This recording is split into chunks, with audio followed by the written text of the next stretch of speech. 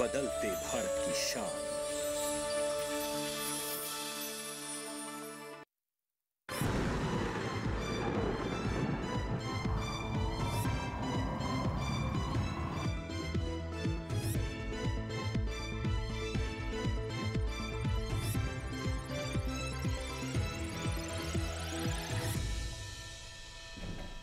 नमस्कार, स्वागत है आपका हमारे खास कार्यक्रम मौसम खबर में। अपने इस कार्यक्रम में हम आपको देंगे मौसम से जुड़ी तमाम जानकारी, बताएंगे आज और कल कैसा रहेगा मौसम का हाल। लेकिन उससे पहले 5 बड़ी खबरों पर नजर डाल लेते हैं। तो सबसे पहले बात कर लेते हैं पहली खबर की, जो कि पंजाब से आ रही है। यहाँ पर इक्का दुक्का हिस्सों में घना कोहरा छाया रह सकता है। इसके साथ ही बात हरियाणा की करें तो यहाँ पर छिटपुट जगह पर घने कोहरे का अनुमान मौसम विभाग की तरफ से जताया गया है। वहीं अरुणाचल प्रदेश में कहीं कहीं ओले भी पड़ने का अनुमान जताया गया है। वहीं बात अगर असम की करें तो बिजली की चमक के साथ यहाँ पर तेज हवाएं चलेंगी। इसके साथ ही 5वीं बड़ी खबर पर भी नजर डाल लेते हैं, जो कि मणिपुर से आ रही है। यहाँ पर गिने चुने स्थानों पर घने कोहरे के आसार मौसम विभाग की तरफ से व्यक्त किए गए हैं। चलिए आगे बढ़ते हैं, सर्द अपडेट जान लेते हैं कि कहां पर कितनी सर्दी पड़ेगी, कितना कोहरा छाया रहेगा, वो सब हम आपको बताते हैं इस मैप के जरिए कि कहां पर किस तरीके की स्थिति फिलहाल बनी हुई है, कहां पर सावधान रहने की ज्यादा जरूरत है, नजर बनाकर रखने की जरूरत है जहां पर ज्यादा कोहरा पड़ेगा। तो सबसे पहले आप देख पा रहे होंगे कि आप देखेंगे कि हरियाणा, चंडीगढ़, पंजाब, पश्चिमी उत्तर प्रदेश, पूर्वी उत्तर प्रदेश, यहाँ पर आपको बता दें कि कोहरा छाया रहेगा। इसके साथ ही जब आप पूर्वोत्तर का रुख करेंगे तो आप देखेंगे कि अरुणाचल प्रदेश, मेघालय और इसके साथ साथ असम में कोहरा तो रहेगा, लेकिन अरुणाचल प्रदेश में ओले भी पड़ेंगे। इसके साथ के जो बाकी के हिस्से हैं, चाहे वो नागपुर हो या फिर मणिपुर हो, यहाँ पर भी कोहरा छाया रहेगा। आगे बढ़ते हैं, मौसम पूर्व अनुमान जान लेते हैं। आने वाले 2 दिनों में मौसम का क्या कुछ हाल रहेगा वो भी आपको नक्शे के जरिए बता देते हैं। तो सबसे पहले हम उत्तर भारत का रुख करते हैं, जहां पर ज्यादातर जगह पर फिलहाल बरसात की उम्मीद नहीं है, चाहे वो श्रीनगर हो, जम्मू कश्मीर हो, हिमाचल प्रदेश हो, पंजाब, हरियाणा और इसके साथ साथ पश्चिमी उत्तर प्रदेश, उत्तराखंड, पूर्वी उत्तर प्रदेश। तो फिलहाल इन जगह पर अभी बरसात की उम्मीद नहीं है। अगर आगे बढ़ें और बात करें कुछ बाकी के हिस्सों की कि कहां पर किस तरीके की स्थिति बनी हुई है, बारिश आ सकती है या फिर नहीं आ सकती है, तो आपको बता दें कि मेघालय और असम समेत उप हिमालय, पश्चिम बंगाल और सिक्किम में कहीं कहीं बारिश हो सकती है। इसके साथ ही अरुणाचल प्रदेश में कई जगह बरसात हो सकती है। हालांकि जो उसके आसपास के कुछ हिस्से हैं, यहाँ पर अभी बरसात नहीं होगी। इसके साथ ही आगे बढ़ते हैं, दक्षिण का रुख कर लेते हैं। तो जब दक्षिण में आप देखेंगे केरल, तमिलनाडु और इसके साथ साथ आप देख पा रहे हैं पुडुचेरी, यहाँ पर कहीं कहीं बारिश हो सकती है। अंडमान और निकोबार में कई जगह ऐसी है जहाँ पर बरसात हो सकती है। हालांकि बाकी के जो हिस्से हैं, यहाँ पर फिलहाल बरसात की कोई उम्मीद नहीं है। जब आप देखेंगे कि पश्चिम भारत और मध्य भारत का रुख करेंगे तो आप देखेंगे कि ज्यादातर जगह ऐसी हैं जहां पर अभी बरसात की कोई उम्मीद नहीं है, यानी कि यहां पर फिलहाल बारिश नहीं होगी, बरसात नहीं होगी। तो आने वाले 2 दिनों में कैसा रहेगा मौसम का हाल, ये अभी आपने जाना इस सेगमेंट के अंदर। अब आगे बढ़ते हैं और अब आप जान लीजिए मौसम की चाल, यानी कि पिछले 24 घंटे में मौसम का क्या कुछ हाल रहा है। तो आप देख पा रहे हैं कि पंजाब, चंडीगढ़ समेत पूर्वी उत्तर प्रदेश के अंदर जो बारिश है, घना कोहरा छाया रहा है। उसके साथ साथ जब आप आगे बढ़ेंगे तो हम और भी हिस्सों की जानकारी आपको दे देते हैं। दक्षिण भारत का आप रुख करेंगे तो ज्यादातर जगह बारिश हुई है। तटीय आंध्र प्रदेश, पुडुचेरी, तमिलनाडु और इसके साथ साथ भीतरी दक्षिण कर्नाटक समेत आप जब नजर डालेंगे तो तटीय कर्नाटक, लक्षद्वीप, यहाँ पर बारिश हुई है। और इसके साथ साथ अंडमान निकोबार में भी जोरदार बारिश हुई है बिजली की चमक के साथ। तो पिछले 24 घंटे में मौसम की चाल हम आपको लगातार बता रहे हैं। जब आप मध्य भारत का रुख करेंगे तो देखेंगे मराठवाड़ा, छत्तीसगढ़ में भी पिछले 24 घंटे के अंदर जोरदार बारिश हुई है। तो ये तो आपने जाना कि मौसम की चाल क्या रही और मौसम अलर्ट क्या कुछ कहता है, वो आपने जाना। आगे और भी जानकारी आपके साथ साझा करेंगे, लेकिन उससे पहले रुकेंगे एक छोटे से ब्रेक के लिए।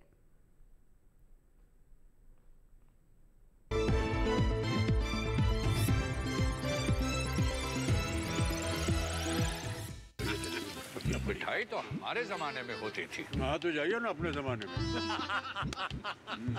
रोमांस तो हमारे जमाने में होता था। पेमेंट भी उसी जमाने का है। अरे भैया डिजिटल पेमेंट करना सीखे नए जमाने में। इजी, सेफ एंड फास्ट है। हमने तो इनको डिजिटल पेमेंट करना सिखा दिया, आपने? ये सेल्फी लेते हैं, ये हमारे जमाने का है। आरबीआई कहता है कि डिजिटल पेमेंट अपनाओ, औरों को भी सिखाओ।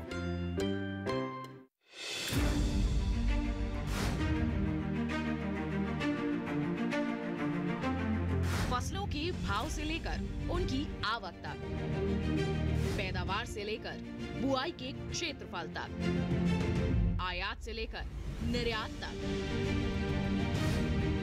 घरेलू से लेकर वैश्विक बाजार तक, मंडियों की सही और ताजा जानकारी पाएं।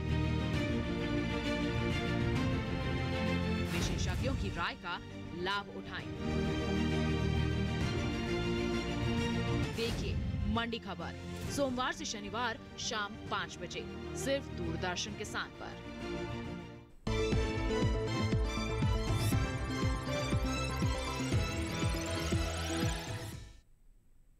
ब्रेक के बाद स्वागत है आपका हमारे खास कार्यक्रम मौसम खबर में। चलिए कार्यक्रम को आगे बढ़ाते हैं, अपने अगले सेगमेंट का रुख कर लेते हैं।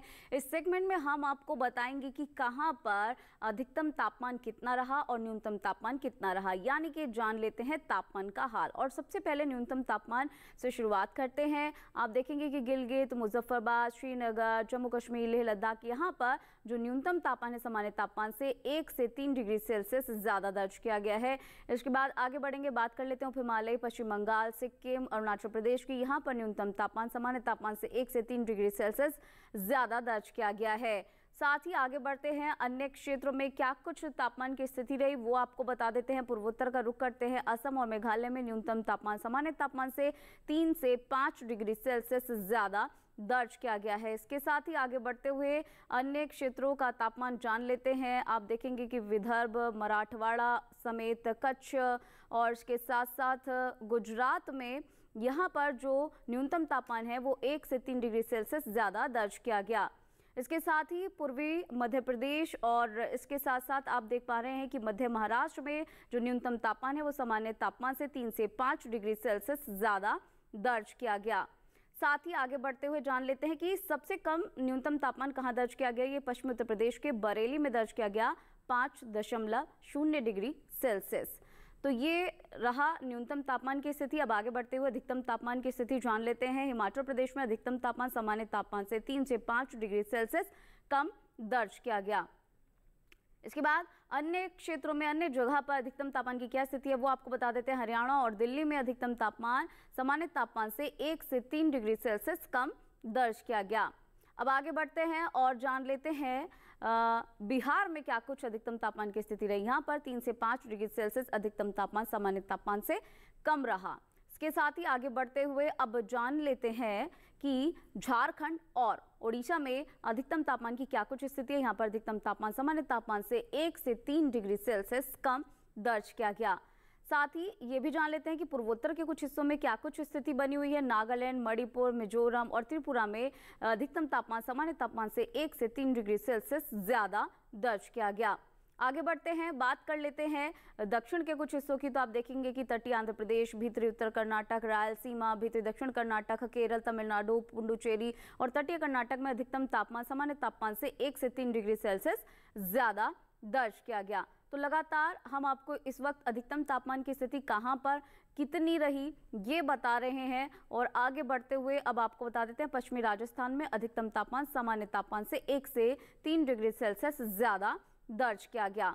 साथ ही आगे बढ़ेंगे और अन्य क्षेत्रों में क्या कुछ तापमान की स्थिति रही वो जान लेते हैं। अब अधिकतम तापमान सबसे ज्यादा कहां रहा ये बता देते हैं। कोकण और गोवा के रत्नागिरी में, जहां पर 35.5 डिग्री सेल्सियस अधिकतम तापमान दर्ज किया गया। तो ये तो हमने आपको बताई कि अधिकतम तापमान कहां पर कितना, न्यूनतम तापमान कहां पर कितना और कितना इनके बीच डिफरेंस दर्ज किया गया। अब आगे देश के अन्य कोनों में क्या कुछ तापमान की स्थिति रही वो भी आपको एक नजर में दिखा देते हैं।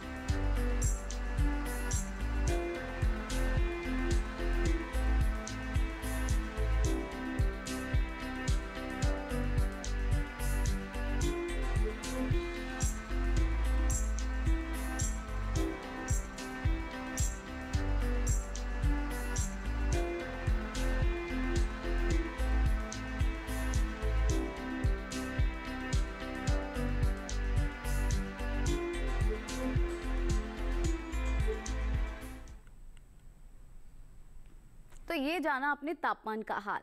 और भी जानकारी आपके साथ साझा करेंगे, लेकिन उससे पहले लेंगे एक छोटा सा ब्रेक।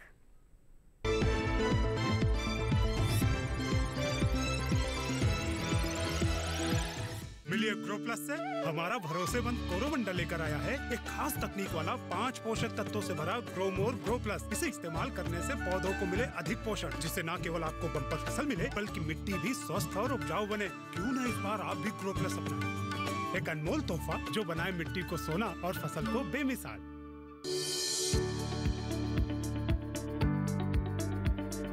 कृषि और पशुपालन है एक दूसरे के पूरक। घर आंगन से लेकर व्यावसायिक फार्म तक, मुर्गी पालन से लेकर रेगिस्तान के जहाज तक। बीमारियों से अब पशुपालक ना हो परेशान। विशेषज्ञ करेंगे आपकी समस्या का समाधान। जुड़िए हमसे, पूछिए अपने सवाल। ईमेल के जरिए भी आप हमारे साथ जुड़ सकते हैं। हमारी ईमेल आईडी है ddkisanapc@gmail.com। हमारे टोल फ्री नंबर हैं 1800-113060 और 1800-113061। देखिए अपना पशु चिकित्सक हर रविवार शाम 6:30 बजे दूरदर्शन किसान चैनल पर।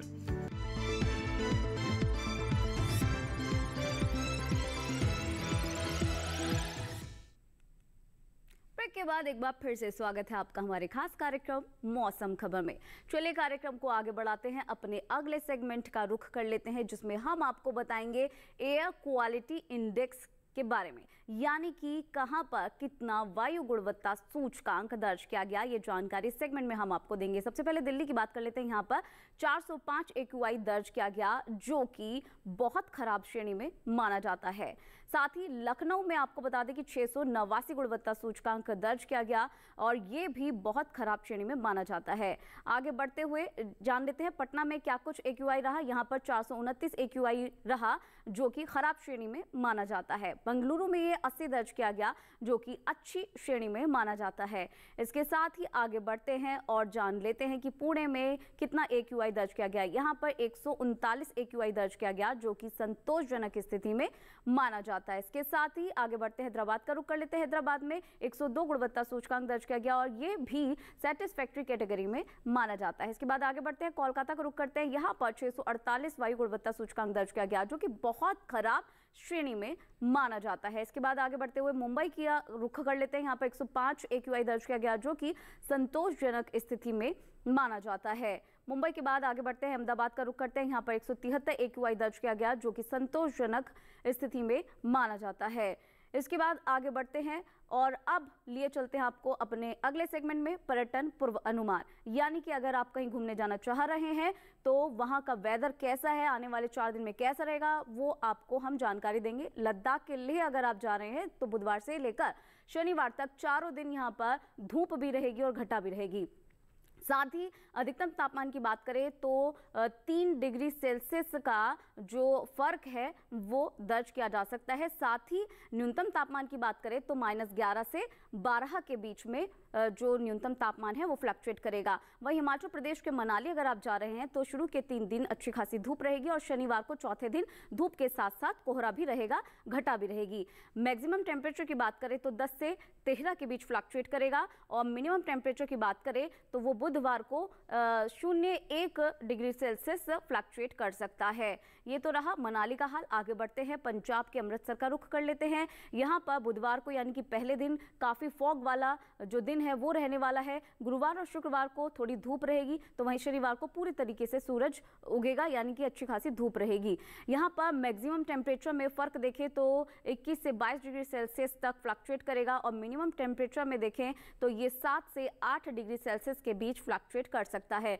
आगे बढ़े और बात कर लेते हैं हम दिल्ली की। दिल्ली में आप देखेंगे कि चारों ही दिन यानी कि बुधवार से लेकर शनिवार तक राजधानी में पूरे तरीके से फॉग रहने वाला है, और मैक्सिमम टेम्परेचर 23 से 24 के बीच रहेगा। मिनिमम टेम्परेचर में जो डिफरेंस है वो 6 डिग्री से 60 डिग्री सेल्सियस तक आ सकता है। तो पर्यटन पूर्व अनुमान लगातार हम आपको बता रहे हैं। फिलहाल हमने आपको बताया कि दिल्ली में आने वाले 4 दिन में यानी कि बुधवार से लेकर शनिवार तक फॉग वाला डे रह सकता है। आगे बढ़ते हैं, मणिपुर की बात कर लेते हैं। मणिपुर के इम्फॉल अगर आप जा रहे हैं तो यहाँ आपको बता दें कि बुधवार को हैवी रेनफॉल हो सकता है। साथ ही साथ गुरुवार, शुक्रवार और शनिवार को फॉग वाला दिन रह सकता है। मैक्सिमम टेम्परेचर शुरू के 2 दिन 23 डिग्री सेल्सियस, बाकी के 2 दिन 24 डिग्री सेल्सियस रहेगा। तो वहीं मिनिमम टेम्परेचर की बात कर लेते हैं। शुरू के 2 दिन ये 12 डिग्री सेल्सियस रहेगा, वहीं शुक्रवार को ये 11 डिग्री सेल्सियस, तो शनिवार को यानी कि चौथे दिन ये 10 डिग्री सेल्सियस रह सकता है। इसके साथ ही तमिलनाडु का रुख कर लेते हैं। यहाँ के ऊटी अगर आप जाना चाह रहे हैं तो पहले दिन जोरदार बारिश हो सकती है। हालांकि गुरुवार को फिर फॉग के साथ साथ थोड़ी घटा के साथ साथ धूप खिली रहेगी। बाकी शुक्रवार और शनिवार को एक बार फिर से बारिश हो जाएगी। मैक्सिमम टेम्परेचर पर नजर डालें तो चारों दिन एक समान 22 डिग्री सेल्सियस रहेगा। वहीं अगर मिनिमम टेम्परेचर की बात करें तो चारों ही दिन ऊटी में मिनिमम टेम्परेचर एक समान 10 डिग्री सेल्सियस तक फ्लक्चुएट कर सकता है। आगे बढ़ते हैं, केरल का रुख कर लेते हैं। यहाँ के कन्नूर अगर आप जा रहे हैं तो आपको बता दें कि बुधवार के दिन जोरदार बारिश होगी। हालांकि गुरुवार, शुक्रवार और शनिवार बाकी के 3 दिन धूप के साथ साथ घटा रहेगी। वहीं मैक्सिमम टेम्परेचर की बात करें तो चारों दिन एक समान 35 डिग्री सेल्सियस रह सकता है। इसके साथ ही अगर मिनिमम टेम्परेचर यानी न्यूनतम तापमान की बात करें तो ये चारों ही दिन एक समान यानी कि 26 डिग्री सेल्सियस रह सकता है। तो केरल के कन्नूर का हाल आपने जाना कि आने वाले 4 दिन में कैसा रहेगा मौसम का हाल। अब आगे बढ़ते हैं, रुख कर लेते हैं महाराष्ट्र के मुंबई का। यहाँ पर बुधवार से लेकर शुक्रवार तक तीनों दिन जो है अच्छा खासा सनी डे रहेगा। अच्छा खासा जो धूप है वो रहेगी, सूरज रहेगा। शनिवार को फॉग वाला डे रह सकता है। इसके साथ ही मैक्सिमम टेम्परेचर की बात करनी जरूरी है। पहले दिन 34 डिग्री सेल्सियस तो बाकी के 3 दिन 33 डिग्री सेल्सियस रह सकता है। साथ ही मिनिमम टेम्परेचर पर भी नजर डाल लेते हैं, ये 21 से लेकर 23 डिग्री सेल्सियस के बीच फ्लक्चुएट कर सकता है। आगे बढ़ते हैं, गुजरात के पोरबंदर का रुख कर लेते हैं। यहाँ के जो शुरू के 3 दिन है वो सनी डे रह सकते हैं। अच्छी खासी धूप रहेगी। शनिवार को हालांकि धूप के साथ साथ घटा भी रहेगी। मैक्सिमम टेम्परेचर की बात करें तो 32 से 33 के बीच फ्लक्चुएट करेगा। वहीं मिनिमम टेम्परेचर की बात करें तो पहले दिन ये 14 डिग्री सेल्सियस तो बाकी के 3 दिन 15 डिग्री सेल्सियस तक फ्लक्चुएट कर सकता है। तो पोरबंदर में कैसा रहेगा आने वाले 4 दिन में मौसम का हाल, वो आपने जाना। चलिए अब आगे बढ़ते हैं, अपने अगले सेगमेंट का रुख करते हैं जो कि है खेती किसानी। यहाँ आपको बता दें कि पंजाब और उत्तर प्रदेश के जो किसान हैं उनको अगर अपनी फसलों की अच्छी पैदावार चाहिए तो एक्सपर्ट की राय बेहद ज़्यादा ज़रूरी है। और इसके साथ साथ क्या उन्हें करना चाहिए, क्या नहीं करना चाहिए, ये भी जानना बहुत ज़रूरी है। तो सबसे पहले इसको लेकर आपको दिखाते हैं एक रिपोर्ट।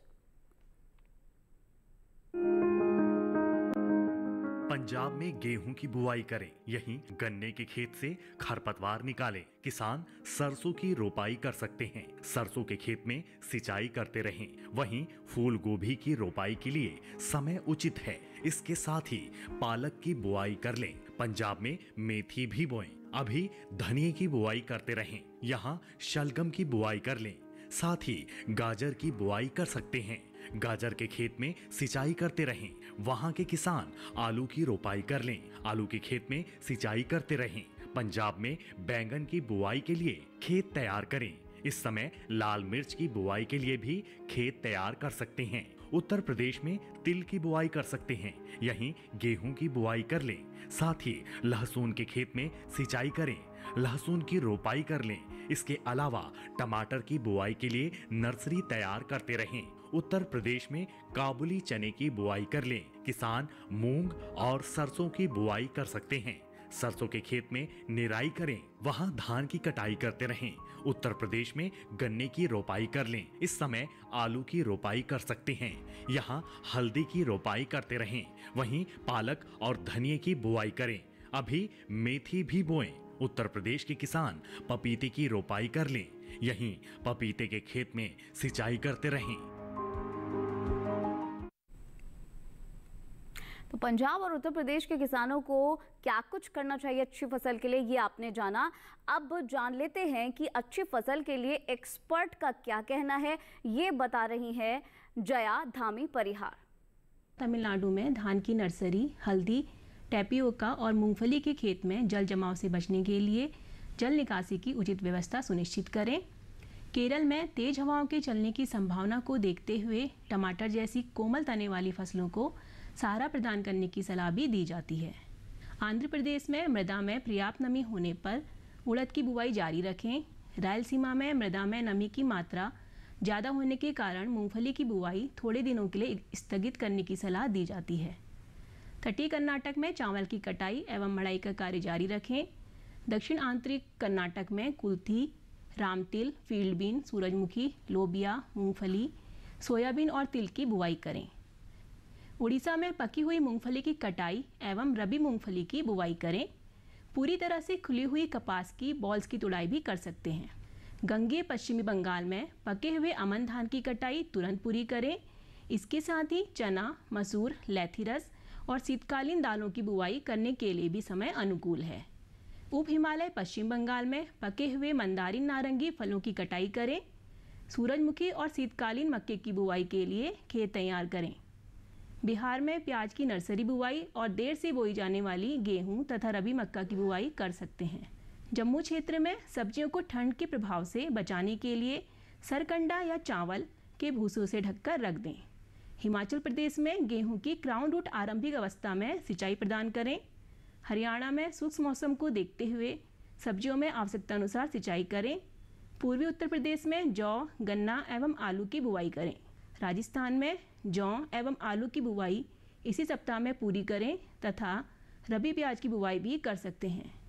गुजरात में जीरा, बीन, मूंग और चने की बुवाई पूर्ण करें। कोंकण में मूंगफली की दालों की बुवाई पूर्ण करें। उत्तरी मध्य महाराष्ट्र में देर से बोई जाने वाली सिंचित गेहूं की किस्मों की बुवाई पूर्ण करें तथा पूर्वी विदर्भ में ग्रीष्मकालीन धान की नर्सरी बुवाई करें। तो क्या कुछ करना चाहिए किसानों को, ये आपने जाना। फिलहाल आगे बढ़ते हैं, अपने अगले सेगमेंट की तरफ रुख करते हैं, जो कि है आज की फसल। आज की फसल है हरी प्याज और इसमें एक महत्वपूर्ण किस्म होती है जिसे बोलते हैं पूसा सौम्या। हरी प्याज के लिए किसानों को किन बातों का ख्याल करना चाहिए ताकि उन्हें अच्छी किस्म की फसल मिल सके, ये सब दिखाते हैं एक रिपोर्ट के जरिए।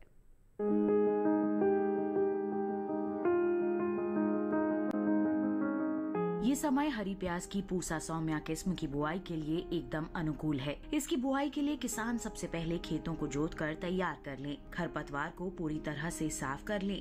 1 हेक्टेयर खेत के लिए करीब 10 से 12 किलो बीज काफी रहते हैं। उर्वरक की बात करें तो अच्छी फसल के लिए 1 हेक्टेयर खेत में 150 किलो नाइट्रोजन, 60 किलो फास्फोरस और 60 किलो पोटेशियम युक्त उर्वरक का इस्तेमाल करें। बुआई के समय पंक्ति से पंक्ति के बीच की दूरी 15 सेंटीमीटर रखें। अच्छी फसल के लिए बुआई के तुरंत बाद फसल में सिंचाई करें। इसके बाद हर 10 से 12 दिन के अंतराल पर फसल में सिंचाई जरूर करें। हरी प्याज में थ्रिप्स कीट के हमले का खतरा रहता है। थ्रिप्स की रोकथाम के लिए विशेषज्ञों की सलाह पर उचित दवाओं का छिड़काव करें। ध्यान रहे, दवा का छिड़काव सिर्फ कीट प्रभावित जगह पर ही करें। उन्नत किस्म पूसा सौम्या लगाने से किसान अच्छी उपज ले सकते हैं। 1 हेक्टेयर में इस किस्म की 250 क्विंटल फसल ली जा सकती है। ये किस्म उत्तर भारत में लगाने के लिए काफी अच्छी है। पूसा सौम्या की खेती उत्तर भारत में दिल्ली और दिल्ली के आसपास के इलाकों में की जा सकती है। तो हरी प्याज की पूसा सौम्या किस्म के लिए किन बातों का ख्याल रखना चाहिए वो आपने जाना, और भी जानकारी आपने इस शो के जरिए हासिल की। लेकिन अगर आप ये कार्यक्रम एक बार फिर से देखना चाहते हैं और ये जानकारी एक बार फिर से लेना चाहते हैं तो आप आपके टेलीविजन स्क्रीन पर दिखाए जा रहे इस QR कोड को स्कैन करके DD किसान के YouTube चैनल पर जाकर इस कार्यक्रम को एक बार फिर से देख सकते हैं, एक बार फिर से ये जानकारी हासिल कर सकते हैं। तो चलिए आज के इस कार्यक्रम में बस इतना ही। फिलहाल हमें दीजिए इजाजत। नमस्कार।